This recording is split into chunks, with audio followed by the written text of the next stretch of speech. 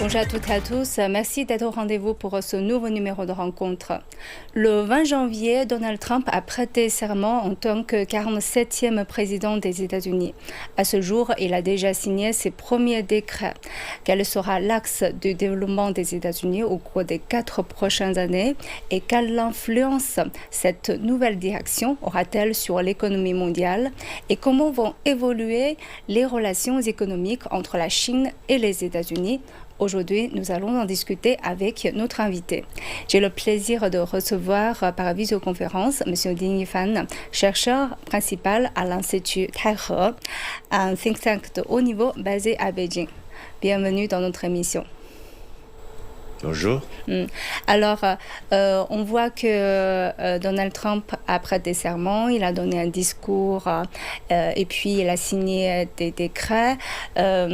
D'une façon générale, quelle est votre impression sur ces approches, M. D? En fait, il a un peu évolué par rapport à son premier mandat. Cette fois-ci, il connaît un peu les rouages de la Maison-Blanche, il a prêté serment, mais on a noté quelques détails. Par exemple, généralement, lorsque le président prête son serment, il met sa main gauche sur la Bible, etc. Mais cette fois-ci, de temps en temps, il retire sa main gauche. Donc, je ne sais pas. C'est probablement une façon de dire, d'après les interprétations des analystes américains, ce serait probablement une façon de montrer qu'il est le choix de Dieu. Il est le choix de Dieu, donc il n'a pas à se conformer à ses routines, etc. C'est un peu particulier. Et puis, dans son discours, il a fait un discours un peu non conformiste, pour ne pas dire révolutionnaire. Et il a prêté serment, il a fait son discours. Généralement, le discours pour l'inauguration d'un président, eh bien, il aurait dû insister sur l'unité internationale, etc. Mais cette fois-ci, il a fait un discours plutôt non conformiste, sinon révolutionnaire, pour susciter beaucoup de débats. Donc c'est une façon un peu polémique de faire un discours d'inauguration, je pense. C'est très non conventionnel en tout cas. Est-ce que ça vous a surpris ces approches comme ça? Non. On était attendu un peu à ce genre de comportement, car il n'est pas, comme on dit, nomotique habituel dans le cercle des hommes politiques, etc. Il était un outsider. Donc, il était rentré comme ça sur la scène politique un peu par hasard. Et c'est cela qui a attiré l'attention de beaucoup d'électeurs américains. Il y en a beaucoup qui ont voté pour lui, c'est parce que les électeurs américains, on en a assez de ces hommes politiques traditionnels, de ce qu'on appelle des establishments, des hommes qui sont sur la scène pour toujours, etc. Donc, ils ont voulu trouver quelqu'un exceptionnel. Et Donald Trump a répondu à ce genre d'attente. Alors, on voit que déjà pendant son discours d'investiture, il a annoncé, il a fait des propos assez impressionnants sur l'énergie. Il a mentionné l'urgence énergétique nationale. Et tout de suite après, il a signé un décret pour retirer son pays de l'accord de Paris et son intention de retourner au pétrole. Donc, quel est votre regard là-dessus? En fait, je pense que de mon analyse personnelle, il a fait cela pour à peu près au moins 2 raisons. Premièrement, parce que Donald Trump a des relations étroites avec les groupes d'intérêt d'énergie traditionnelle. Contrairement aux groupes d'intérêt d'énergie renouvelable, nouvelle énergie, etc., Les groupes d'intérêt d'énergie traditionnels, c'est du pétrole, du gaz naturel, etc., etc. Dans ce domaine-là, ces groupes d'intérêt ont soutenu la campagne de Donald Trump dans l'élection. Donc, tout cela, il faut récompenser ces groupes. En plus, Donald Trump a son calcul économique. Il a fait, dans son premier mandat, il a déjà organisé une campagne, un comité national pour réindustrialisation des États-Unis. C'est-à-dire qu'il voulait faire revivre l'industrie industrielle, toutes sortes d'industries aux États-Unis. Et pour le moment, si vous regardez le niveau d'énergie, c'est-à-dire le prix d'énergie, il est relativement élevé en Europe. Donc, s'il peut développer l'énergie avec un investissement massif dans le domaine de l'énergie traditionnelle, pétrole, gaz naturel, etc., ça va réduire de beaucoup le coût de l'électricité. Alors que le prix de l'électricité est déterminant pour le développement de l'industrie. Dans ce cas-là, beaucoup d'entreprises européennes vont affluer vers le marché américain pour essayer de profiter de ce prix bas de l'électricité. Donc, ce prix bas de l'électricité pourrait profiter à la réindustrialisation des États-Unis. Mais ceci pourrait avoir un impact négatif sur le changement climatique. Et c'est pour cela que Donald Trump a décidé de se retirer de l'accord de Paris, donc de cet accord sur le changement climatique des Nations Unies. Et comme les États-Unis ne sont plus membres de l'accord de Paris, ils pourraient donc agir à l'encontre des objectifs de réduction de gaz carbone, etc., etc. Quelle sera la conséquence de ce retrait? Parce que l'accord de Paris, quand même, il y a énormément de pays qui ont mis vraiment beaucoup de temps à se mettre d'accord et maintenant, c'est les États-Unis qui se retirent. Quelles seront les conséquences? Est-ce qu'on va voir d'autres pays se retirer aussi et au niveau mondial, ce retour vers l'énergie traditionnelle, quelle sera la conséquence de cette annonce? Je pense que probablement, il pourrait y avoir des leaders populistes, comme il l'a en Argentine, etc., qui pourraient essayer d'imiter le comportement de Donald Trump et de décider de retirer leur pays de l'accord de Paris. Il est possible. Mais en général, c'est ironique parce que si vous voyez ce qui se passe ces dernières années aux États-Unis, en Europe, etc., c'est une aggravation de la situation naturelle. C'est une aggravation de l'écologie de ces pays. Regardez, il y a peu de temps, il y a eu un incendie imprécédent à Los Angeles, en Californie, aux États-Unis. Ça a ruiné des dizaines de milliers de familles en ruine. Et tout cela est dû à ce changement dramatique de climat. Parce que dans cette partie des États-Unis, il y a eu des incendies pratiquement tous les ans. Il y a eu une multiplication des incendies, etc. Les incendies sont considérés à part des actes intentionnels, humains. Il y a toujours le changement climatique qui est derrière tous ces accidents un peu inattendus. Il y a aussi, en Europe aussi, ces dernières années, il y a eu un changement dramatique du climat. La sécheresse, les inondations, les incendies dans les forêts, etc., etc. Tout cela sont attribués plus ou moins au changement climatique.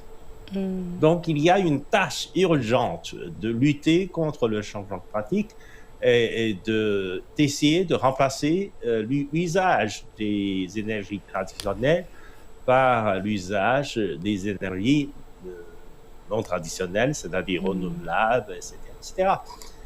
Et dans ce domaine, la Chine était toujours ferme sur l'engagement qu'elle avait pris au moment de l'accord de Paris pour arriver au pic, au sommet de l'émission de gaz carbone, puis à la neutralité carbone, c'est-à-dire qu'à un moment donné, l'émission et l'absorption de gaz carbone seraient égales, serait zéro en Chine, en débit de l'expansion de ses activités économiques, en débit de sa croissance économique. On a décidé de faire des efforts pour remplacer les énergies conventionnelles, c'est-à-dire de carbone fossile, par de l'énergie renouvelable. Et là, il y a des possibilités que le monde va à l'enfer, c'est-à-dire le monde occidental, le monde développé, a décidé, sur la base de la montée du populisme dans ces pays, d'aller à l'encontre du courant de l'histoire. Et je pense que c'est dangereux. C'est dangereux. Mais est-ce qu'on entrevoit dans ces actions de Donald Trump de retirer de l'accord de Paris, de retirer de l'OMS, par exemple, un calcul purement, entre guillemets, business? Je ne crois pas. Je ne crois pas que c'est purement commercial. C'est purement commercial parce que ça ne rapporte à rien. Oui, sur le plan économique. Oui, ça rapporte aux États-Unis. Le retrait, oui, c'est ça. Le retrait de l'accord de Paris permettrait aux États-Unis d'utiliser davantage, d'exploiter davantage les énergies renouvelables si le prix pourrait baisser sensiblement. Le prix d'énergie pourrait baisser sensiblement aux États-Unis. Ça pourrait se considérer comme un attrait sur les investisseurs étrangers. Mais de ce point de vue, la Chine a développé son énergie renouvelable de telle façon qu'aujourd'hui, le prix de l'énergie renouvelable est devenu aussi compétitif que le prix conventionnel, que le prix de l'énergie conventionnelle, c'est-à-dire que le prix de l'énergie de pétrole ou de gaz naturel. Et ça, la Chine a montré un bon exemple. L'exemple, c'est qu'on peut arriver à produire l'électricité renouvelable aussi compétitive si on avance sur le développement de l'énergie renouvelable. C'est le courant de l'histoire, en tout cas. C'est ça. Et puis, il y a une autre chose, je ne sais pas si ça entre aussi dans le cadre de contrer le courant de l'histoire, c'est sur le tarif douanier.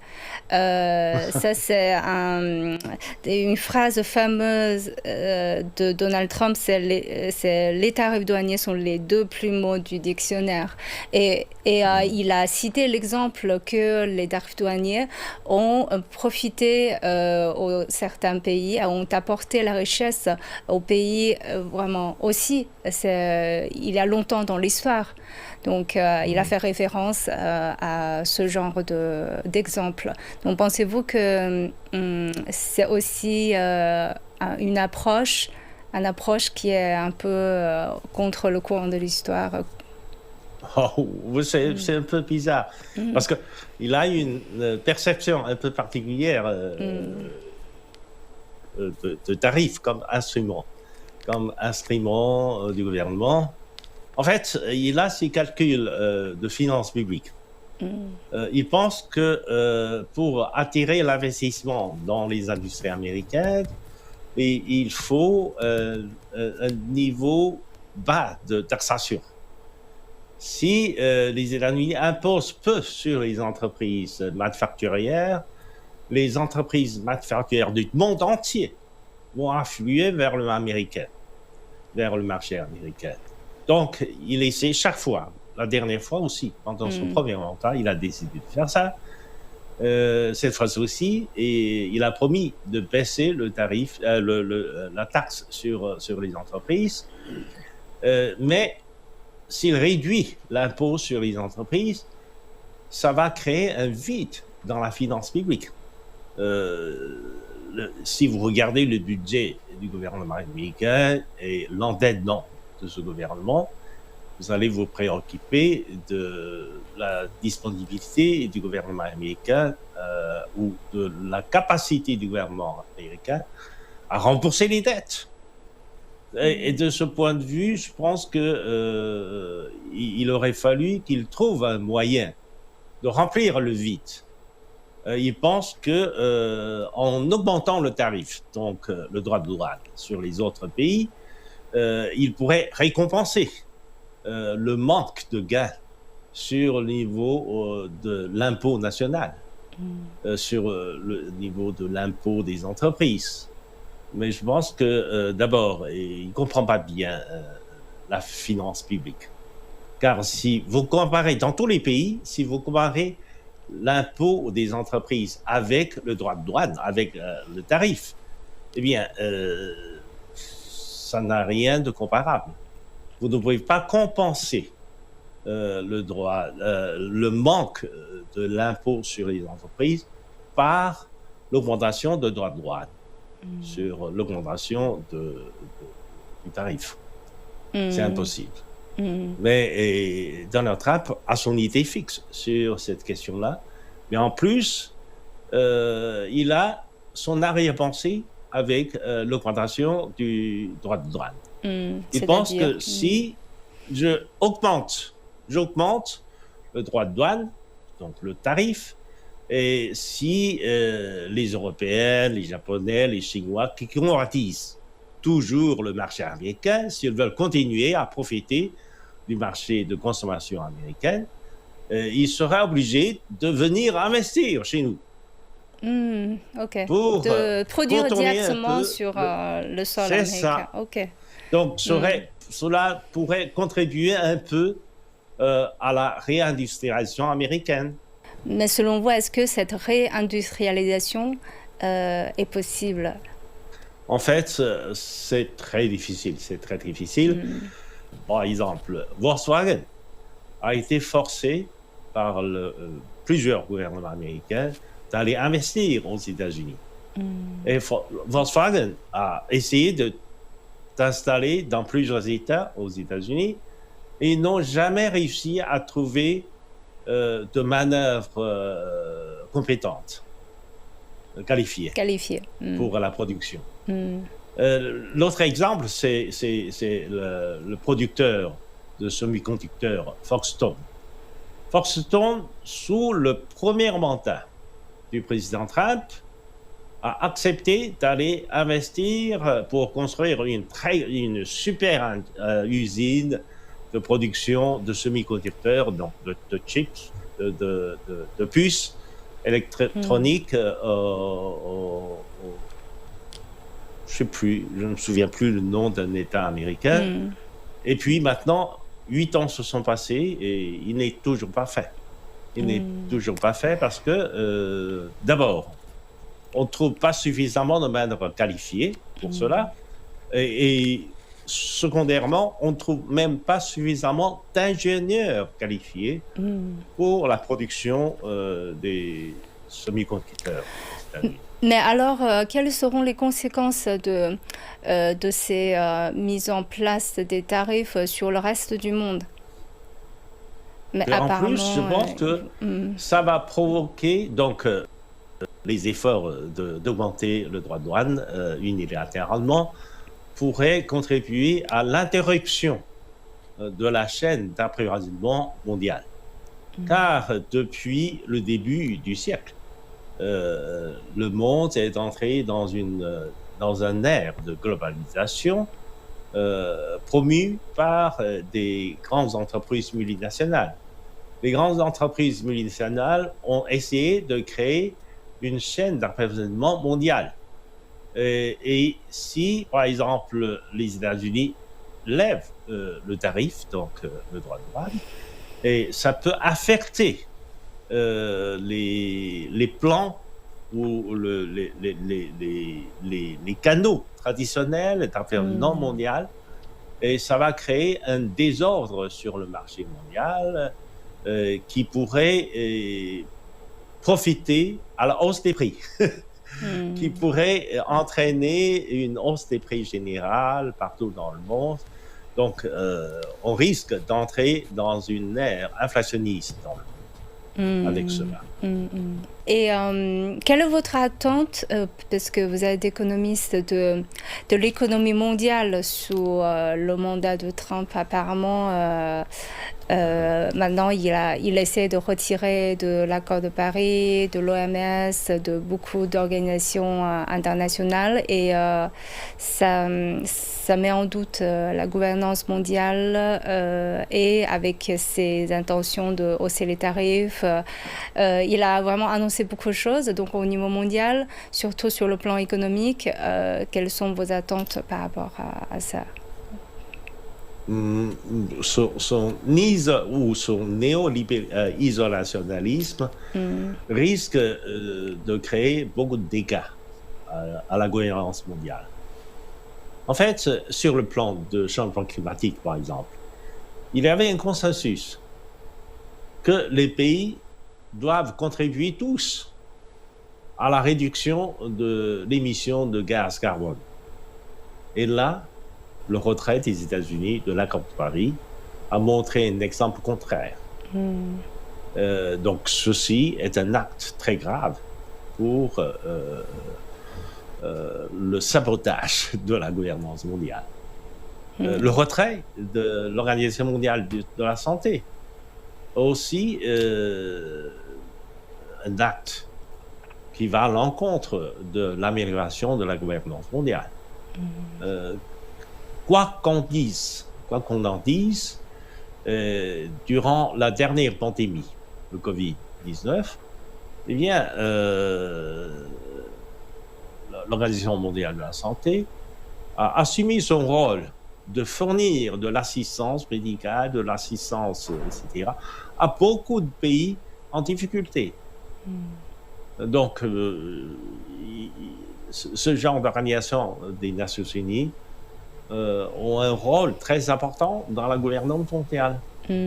Et sans le soutien de la plus grande économie du monde, bien sûr, ce genre d'organisme international aurait beaucoup de difficultés à faire appliquer ces mesures, à remplir ces missions d'assistance aux pays les plus difficiles. Et quelle est l'attitude de la Chine maintenant vis-à-vis de...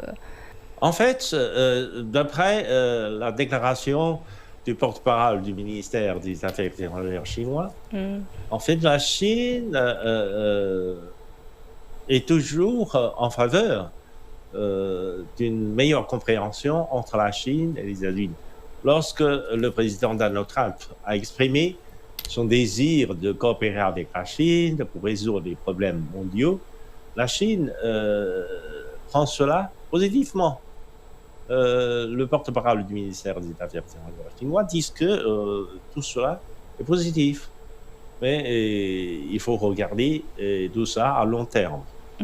Parce qu'on ne peut pas prendre sa parole comme action. On ne peut pas prendre la parole du président Donald Trump comme l'action du gouvernement américain. Donc, il faut toujours voir dans long terme si ces paroles pourraient se traduire dans l'action de la politique étrangère des États-Unis dans les mois à venir. Je vous remercie, M. Ding Fan. Merci d'avoir fait ces analyses. Merci. Merci. Merci à vous. Et je vous remercie d'avoir suivi notre discussion. À la prochaine.